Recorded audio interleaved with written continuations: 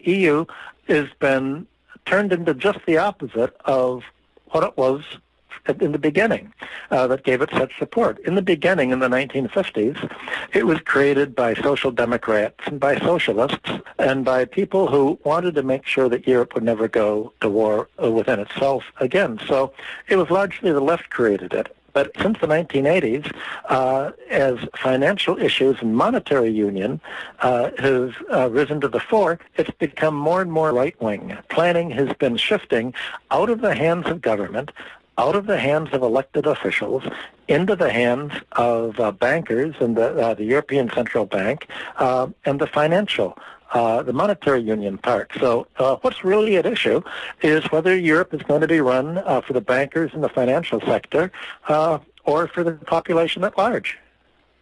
Well, now, with regard to this court decision that's going to come up in Germany, will that court decision simply cover Germany, or is it going to be a court decision that somehow affects the entire EU? It'll be German. It's the Bundestag who's going to decide this in the first instance, and then the issue is going to go to all of the other European countries. Basically, it'll begin here. So in the past, Angela Merkel has worked with Nicolas Sarkozy of France to try to represent the bankers' position here, not the political democracy position. So then you would say that Angela Merkel and Nicolas Sarkozy basically represent the banks? Yes, they're on the right wing of the political spectrum, the Christian Democrats. But as I say, even within the Christian Democratic Party, there are many leaders that are like Klaus Regling that are not as right-wing as Angela Merkel. I'm speaking with financial economist and historian Dr. Michael Hudson. Today's show, Debt Deflation in Europe and America. I'm Bonnie Faulkner. This is Guns and Butter. Is there public opposition to bailing out the banks in Germany as well as the rest of the EU? Sure. The people here say, wait a minute, the economic recovery should come first. The government money should be spent on social programs, should not be spent on bailing out the banks. They say, look, if there's a crisis because of bad fiscal policy in these countries, you can't simply say, we'll lend you money, Greece, now you have to sell off the Parthenon and you have to sell off your tourist areas to the banks and you have to privatize everything and carve yourself up and sell all of the public domain to the financial interests. They say, look, if the problem is there, let's deal with the problem now. You don't postpone it by dealing with the financial sector and say, okay, we're just going to keep buying bonds and financing a bad fiscal financial policy. That's the moral hazard problem, that if the banks and the investors and the speculators all think the government is going to keep bailing out their bad bets, then they're going to make more and more bad bets that yield very high yields and then tell the government they have to make them whole. So that's exactly what the issue is. And it's the same as in the United States. Most people in America, most voters have said they're against the bailout. Even Republican Michelle Bachmann made a big point that she voted against the bailout in September of 2008, and she's still against the bailout. So Republicans, Democrats, most Americans are against another bailout for the banks, whereas Tim Geithner and the Federal Reserve are saying, well, you may have to bail them out again. It's an infinite pit. Just keep squeezing the economy to squeeze out enough to pay the financial sector. It's exactly the same fight you're having here. Earlier, you said that the banking crisis in Europe wasn't as severe as it is in the United States. I had thought it was worse in Europe. Well, there are a number of differences. There hasn't been the wholesale financial mortgage fraud here that there is in the United States, except in Ireland, of course. In Ireland, they found out that the average mortgage was about 20 or 22 cents on the dollar. So obviously there was a giant mortgage fraud there, and with the Royal Bank of Scotland, there was a huge fraud. But in continental Europe, there hasn't been so much fraud. The problem is just the level of debt itself and the fact that All of this is sort of uncharted territory, and it's only right now that Europeans are having the discussion that perhaps they should have had 10 or 20 years ago. Nobody wants the Greeks and Portugal to starve. The question is, what's the best way to help them? Now, either you just give money to the government straight so that it can survive, or you help them through the financial market by buying bonds, and all of a sudden that involves a twist. And the twist involves speculators, Wall Street banks, making gambles, and if the aim is to support Greece, why do you have to include the financial sector for gambles? Now, a few months ago, U.S. Treasury Secretary Tim Geithner called the Europeans and said, wait a minute, you have to bail out the banks because the American banks, Goldman Sachs and the others, have gambled so much that they'll lose their bets. And if they lose the bets, they'll go under and we'll have to bail them out. So you Europeans have to sacrifice your economy so the U.S. Casino capitalist gamblers won't take a loss. This did not go very well over here, needless to say. Are you referring to the credit default swaps? Yes. That the U.S. banks hold, they actually wrote the insurance on the European. Yes, not only that. Yes, that's part of it. Yes, that's a large part of it, but also lines of credit. All throughout Europe and the United States, most banks have lines of credit with other banks. Just like an individual will have an overdraft with their bank, one bank will have an overdraft with another bank. And now the banks are canceling their lines of credit because nobody knows really what bank balance sheets are worth. The banks have been fiddling with their accounting so much that all of the accounts are pretty much fictitious. So if a bank finds out that you've lost your job or that you've been misrepresenting your income, they're going to say, I'm sorry, we're going to lower your credit card amount from $10,000 to $2,000, or we're canceling your credit card. Well, that's what the American banks are doing with the European banks. So all of these lines of credit that are all created on a computer keyboard are being canceled, and that's creating a balance sheet problem. So that's why people call this a balance sheet recession, not really a work or spending recession. Well, has the financial system reached its limit? Yes. It's reached its debt limit. I mean, the financial system is a debt system. That's a bank's product, debt. And people can't afford to pay any more debt than they're paying now. I mean, obviously, America is in the most extreme case. In Europe, it's businesses and government much more.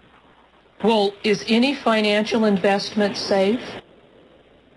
I don't think so. Nobody knows of any. That's why people are buying gold. The reason they're buying gold isn't because they love gold, because there isn't all that much use for gold, but it's because they've lost faith in governments. That's also, by the way, why U.S. Treasury bills are yielding almost nothing. People are moving into the U.S. Treasury because the U.S. Treasury can just print the money to pay, so they know that they're safe.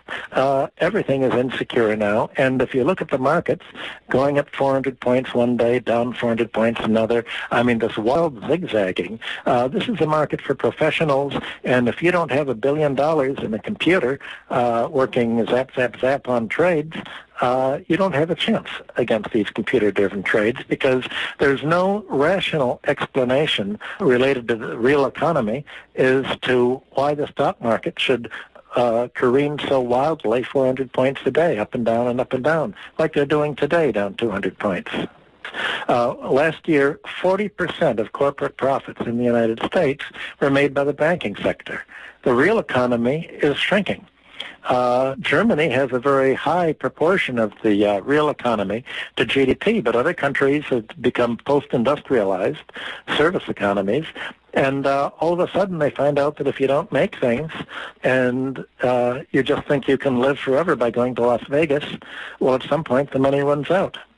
I mean, Germany, it certainly is the strongest economy because it's better structured in many ways. It's more industrial. It's a much lower cost economy because it hasn't built financial overhead costs into family budgets, into businesses. It hasn't built financial overhead in to anywhere near the extent that others have. So it's been able to resist this kind of financial poison that's been coming out of the U.S. economy. As long as we're speaking about Germany, what is good about the German economy? Describe the social safety net there. For instance, what about housing in Germany? Well, in America, people will spend about 40% of their family budget on housing costs. In Germany, it's about 20%. And there are a number of reasons for that. For one thing, Germans need to pay 20 or 30% of the purchase price down. So they don't have 100% mortgages like there are in the United States. There are a lot of co-op arrangements in Germany. There's a much larger rental market here. But unlike the United States, where the rental market's owned privately by landlords who are squeezing out as much as possible, there are huge cooperative organizations.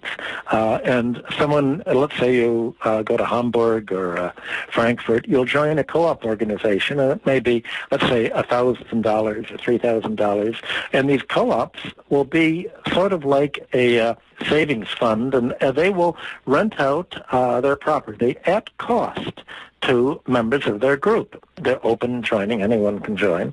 And so we're in America, the landlords are going to try to get economic rent over and above the actual cost of maintaining the house. In Europe, the rents are much more in line with the actual costs.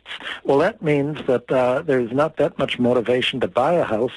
It's a speculative means because it's so much cheaper to rent than it is to buy, that housing prices, real estate prices, are much lower in Germany than they are, say, in the bubble areas.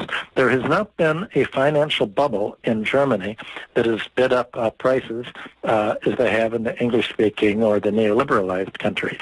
That's one of the big differences. And housing is the single most important element in the budgets of many people, certainly Americans and British these days. It used to be food 200 years ago in the time of Ricardo, and you judge international wage competitiveness by the price of bread. Now international competition is set by what it costs to live in a home. And so when Germany has low unit labor costs, it's not simply because it has very high technological productivity. It's because it has low housing costs, relatively low Social Security costs. That hasn't financialized its economy to the extent that the United States has. So when you said that Social Security is pay as you go, who is paying, the government or the citizens? Basically the citizens, and pay-as-you-go is sort of an American way of putting it. The Germans call that a generation treaty. And the generation treaty is that the young generation agrees to support the old generation in retirement on the understanding that when it gets old, the workers, employees, will support it. Now, what I mean by pay-as-you-go, there's no financial intermediaries there is in the United States. In the United States, there's this pretense that Alan Greenspan and the right-wingers have put in that somehow Americans have to pay Social Security by saving up in advance and then drawing on it. But that's a myth. What happens in America is that the workers are docked on their salaries, the FICA, by over 13%. Altogether goes to pay Social Security and into the government fund. That's much more than is actually paid out. And this extra money is used to buy government bonds, Treasury bonds. And the Treasury uses this money to cut taxes on the rich, to cut taxes on real estate, and essentially to give subsidies to the financial sector, to move away from progressive taxation into regressive, tax the poor, not the rich.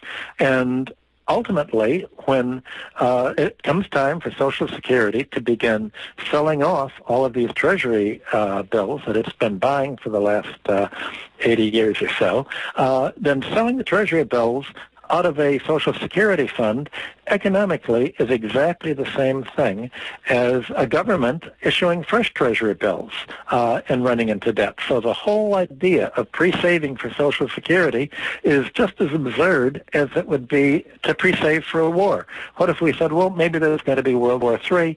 Let's save, it may cost $3 trillion. Let's save $3 trillion and take it out of